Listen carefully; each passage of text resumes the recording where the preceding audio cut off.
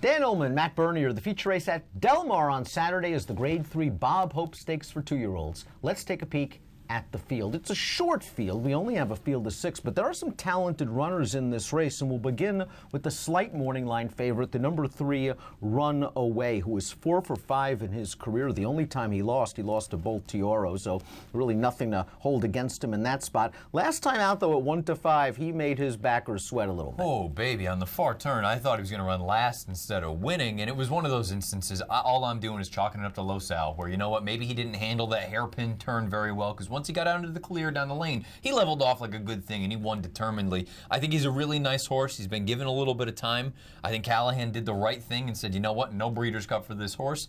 I wonder ultimately how much better he's going to get, because we've seen very often recently anyway, these Runaway and Hides, that they're nice 2-year-olds and then they just don't seem to train on at 3. That doesn't mean he can't win here. Yeah, they're very precocious, and then once the others seem to catch up to them, they seem to fall by the wayside a little bit. But this horse already is a Grade 2 winner, a Grade 1 placed runner. That race in the Barrett's Juvenile, you're absolutely right. On the turn, he was spinning his wheels. He was in big trouble. He's last when they swing into the stretch. Once Pratt got him to the far outside, he kicked, and he just got up over Smokem, who returned to run second last week, I think, in the Golden State Juvenile with a 77 buyer. He has a little bit more tactical speed than he showed in that last race, and as we see from the Timeform US pace projector, he may need it, because a very fast horse breaking directly to his inside is the 2 Moreno for Bob Baffert. And Moreno, you could argue in the Speakeasy, ran the best race because he never got a breather, opened up on the turn, and was run down late. If this pace projector is right, he could be gone. Yeah, I got to be honest, I loved Moreno's debut, and then when he came back in that Speakeasy, all I saw was the Fig come back, a 70, and him defeated at odds of 1 to 5, and I said, oh, that's terrible. And then I went back and watched the race, and I said, you know what?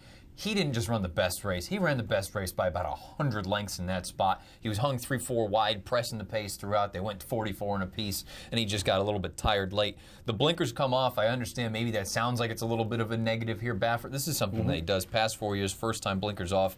Graded stake 4 for 8, 7 of them in the money with a 262 ROI. If that pace projector plays out, I don't think anybody can catch him. No, you're right. He put 2 other horses away in that race. He won the duel. He lost the war. He might have an easier time of it on the lead. And you can argue he has more upside potential than Runaway, who we've seen 5 times and has kind of stalled in his last 3 in the mid-70s from a buyer standpoint. The horse that ran down Moreno last time out was the 5. Beautiful Shot, a perfect 2 for 2 in his career. This horse has done nothing wrong, and he's handled by a brilliant horseman in Keith DeZormo. If for some reason Runaway can push Moreno, Beautiful Shot yet again has a beautiful shot. Yeah, I think the distance is going to be beneficial. I think 7/8 is right in his wheelhouse. I think the problem is I don't envision, or I shouldn't say I don't envision, I just don't think we're going to get a similar pace scenario to the one that he took advantage of most recently. Here is Happy, you could argue, also benefited from that hot pace in the Speakeasy. Now, he is not a good gate horse. He breaks slowly almost in each and every race. He falls far, far behind, and then he comes with a run. I think that hot pace really helped him. Horses were tiring. His late run might have been a little bit of a mirage. I do think getting out to 7 can help. Yeah, I agree with that. I guess my concern is through 3 lifetime starts, we haven't seen any sort of real improvement here. All he does is go out and run that mid-60 buyer. He's going to need to jump up in a big way, because I think the 2 favorites in here, I think they're capable of running faster than these mid-70s that we've seen, and if they get up over the 80 number, I think Here is Happy's in trouble. The 2 remaining horses we have to discuss are coming out of a common maiden special race on October the 21st. Italiano for Jerry Hollendorfer made the lead that day, and kind of an easy lead. He took a little bit of pressure. He was game in the stretch, but I think you also liked what Gray Vitos did in his dirt debut, and that one's getting blinkers. Yeah, I thought Gray Vitos was really, really impressive. And this is a horse, he debuted on the turf going long. His dam was a graded stakes winner on turf, so you can understand why they did that. Then they brought him back after a few months, and he was just uncomfortable in behind the kickback. But finally, when he leveled off, I love the way that he finished. I think the distance is going to be his friend.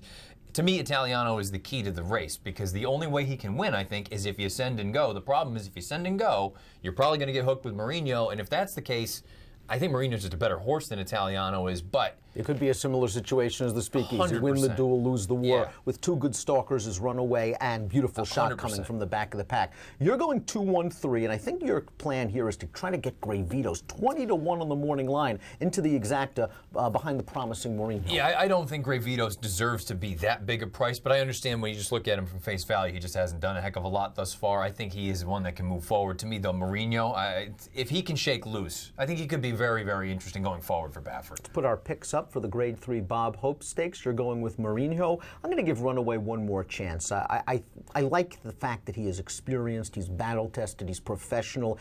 I don't really think, like you, he cared for that track at Losail last time out, and he still overcame. And I think that Pratt's going to use this horse's natural speed if the 6 doesn't go, to go after Moreno and say, listen, let's turn this into a staying contest. Let's see, Moreno, if you really want to go the 7, because they think Runaway can get the 7. I'll go 3-2-5 in the Grade 3 Bob Hope. If you're playing the Del Mar Saturday card from home, please consider DRF bets when you sign up at drf.com/fall and use the promo code FALL300. You'll immediately access a $300 sign-up bonus. Approximate post time for the Bob Hope. Race number 5 at Del Mar on Saturday, 2:30 Pacific. Good luck.